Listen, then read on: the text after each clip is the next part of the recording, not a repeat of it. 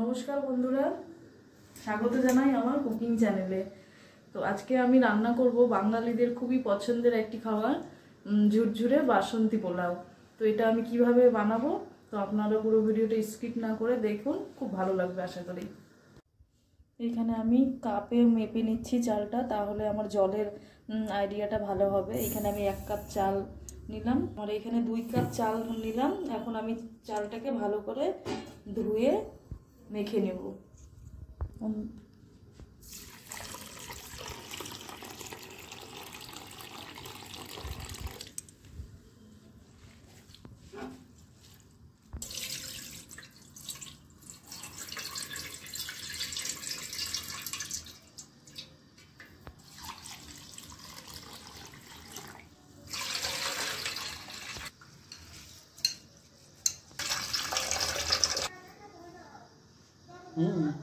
চালটা আমি ধুয়ে নিয়েছি ভালো করে। এবার আমি এই ছাঁকনির মধ্যে দিয়ে জলটা ভালো করে ঝরিয়ে নেব, যাতে চালের মধ্যে কোনো জল না থাকে। এইখানে আমি যা যা উপকরণ লাগবে সেগুলো নিয়ে নিয়েছি। এখানে আমি নিয়েছি কাজু, কিশমিশ, তেজপাতা, লবঙ্গ, দারচিনি আর কয়েকটা কাঁচা লঙ্কা। এই কাপে আমি 2 কাপ চাল নিয়েছিলাম, তাই মাপ করে আমি এই কাপে 4 কাপ জল নেব এবং জলটাকে ভালো করে গরম করে নেব।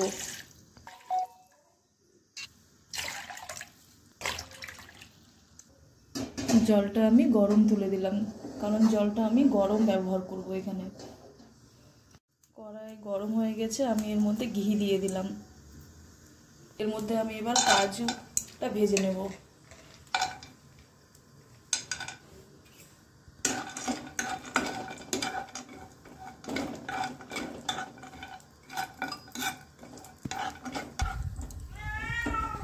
কাজুটা আমার 2 মিনিটের মতো ভাজা হয়ে গেছে। এবার আমি কিশমিশটা ভেজে নেব।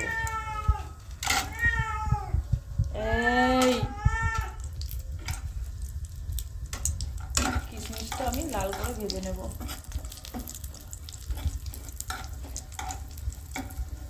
এইখানে আমি গ্যাসটা লো টু মিডিয়াম রেখেছি।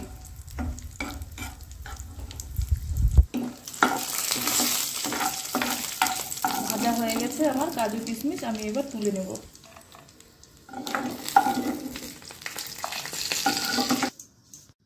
চালটা আমি ভালো করে জল ঝরিয়ে নিয়েছি। ধুয়ে নেওয়ার পর এবার আমি এর মধ্যে আদা বাটা, ঘি দিয়ে লবণ হলুদ দিয়ে ভালো করে মেখে নেব। দেব হলুদ, আর দেব লবণ স্বাদ মতো। ভালো করে চালটা আমি মেখে নেব। আর আমি সাদা তেল দিয়ে দেবো।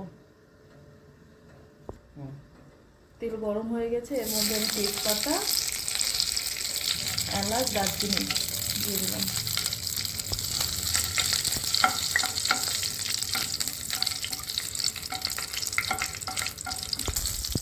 মেখে রাখা চালটা এবারে দিয়ে দেবো। এবার আমি চালটা ভালো করে ভেজে নেব।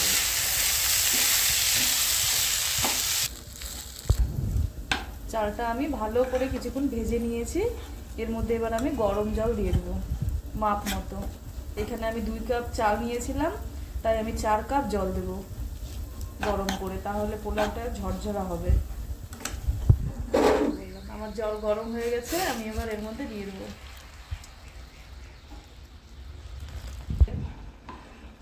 ঠিক আছে, চিনি দিতে হবে।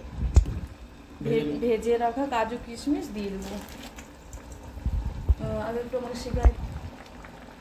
এবারে আমি চিনি দিয়ে দিচ্ছি, আপনারা আপনাদের স্বাদ অনুযায়ী চিনিটা দেবেন।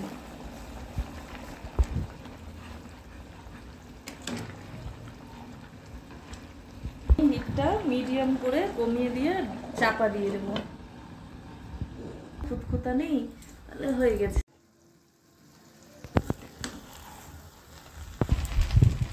জলটা শুকিয়ে গেছে, এবার আমি এটাকে ভালো করে চালিয়ে চালিয়ে জলটা আরেকটু শুকিয়ে ঝরঝরে করে নেব, তাহলেই আজকে আমাদের তৈরি হয়ে যাবে বাসন্তী পোলাও। এবারে গরম মশলা দিয়ে এটাকে ভালো করে নেড়ে নিয়ে নামিয়ে নেব।